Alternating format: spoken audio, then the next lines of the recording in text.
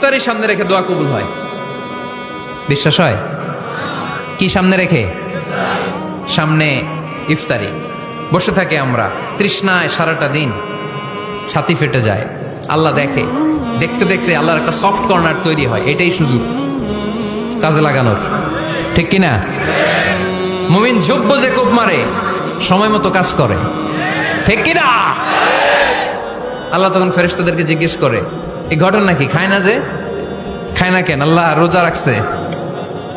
এগুলো কি? রো আফজা, পেঁয়াজ, আলুর চপ, বেগুনি, মুরগির রান খায় না। খায় না কেন? ওরা যে ক্ষুধার্ত, আল্লাহ আপনার ভয়ে। তাই কি চায়? আল্লাহ আপনার কাছে ক্ষমা চায়। ক্ষমা চায়, আল্লাহ রহমতের দরিয়ায় জোশ খেলে যায়। আল্লাহ তখন বলে, আমারে দেখছে নাকি ওরা? ফেরেশতারা বলে, না দেখে নাই। আমার জান্নাত জাহান্নাম দেখেছে? না দেখে নাই। আমারে না দেখে, জান্নাত জাহান্নাম না দেখে আমার এত ভয় করে? যাও, আজকের এই রোজার বিনিময়ে এখন বান্দা যা চাইবে সব কবুল করে নেব।